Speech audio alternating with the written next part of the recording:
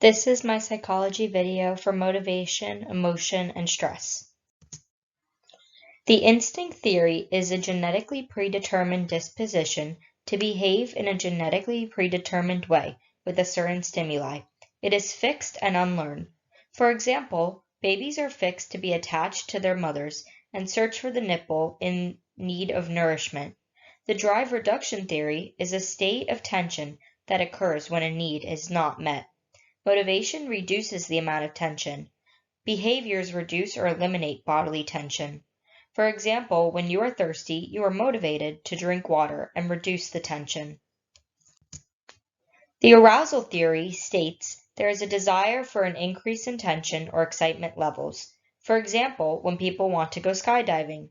The graph here is called the inverted U, which says that a low state of arousal equals poor performance and a high state of arousal equals high performance. The opponent process theory states that every emotional experience leads to the opposite emotional experience. For example, at first when you go skydiving, you have a fear, and then after you fall, you feel excited and want to do it again. It is the opposite emotion.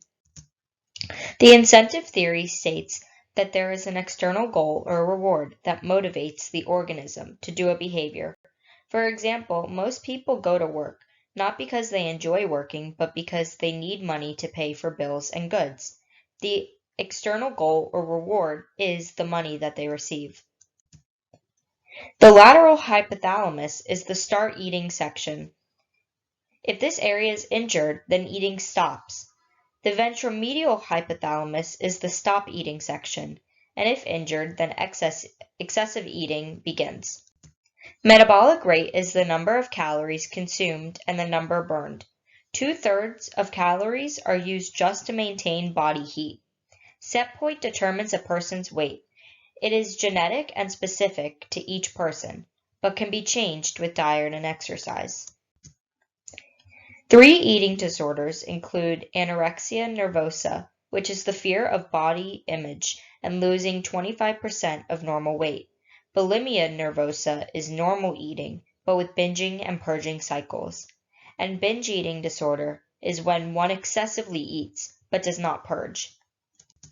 Freud believed that the biological basis of human behavior is focused on unconscious drives.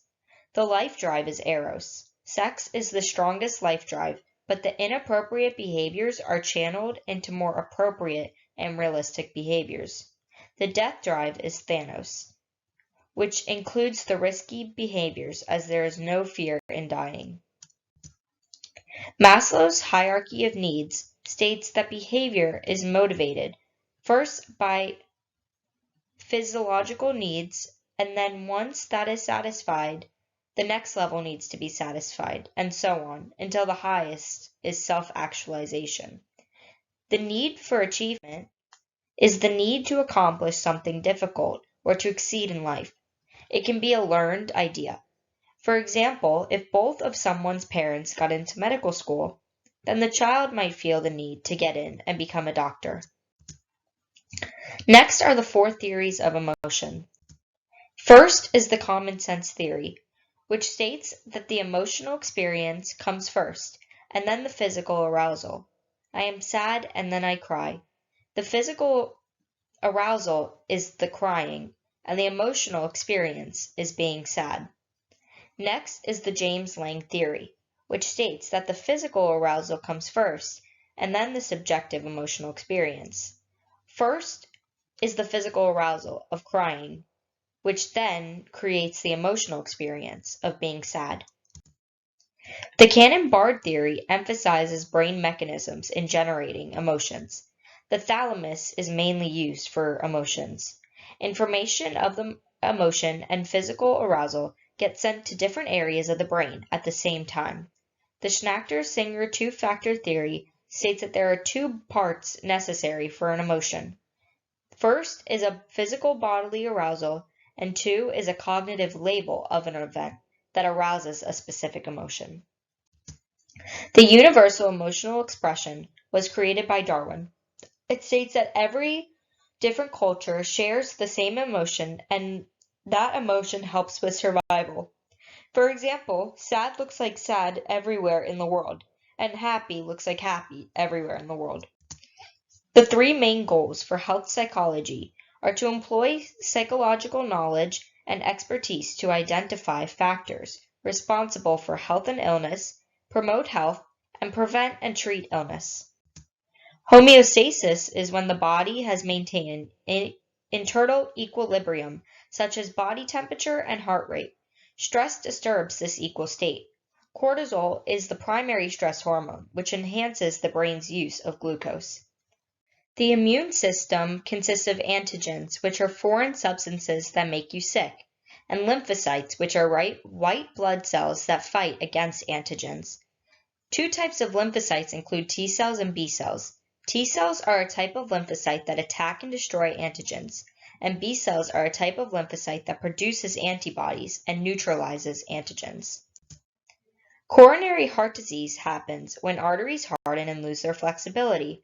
Plaque develops inside the walls of arteries, which means no blood flow can come through, which then means no oxygen and nutrients can reach the vital organs, most importantly the heart. Causes of heart disease include high blood pressure, smoking, high cholesterol, and type A personality. Overload is when an event becomes too extreme that our physical body cannot adapt. An example of this is when it becomes too cold and your body cannot warm up. Then you get hypothermia. The four types of conflicts include the approach conflict, which has two good choices. For example, here you would have to pick between ice cream and cake. Two good choices. The approach avoid conflict is a choice to do or not to do something because of its pros and cons. For example, you get a job. It pays really well, but there's a lot of stress involved.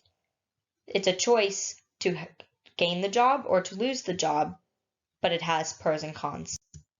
The avoid conflict is two negative choices. You either have to have broccoli or Brussels sprouts, and you don't like either choice.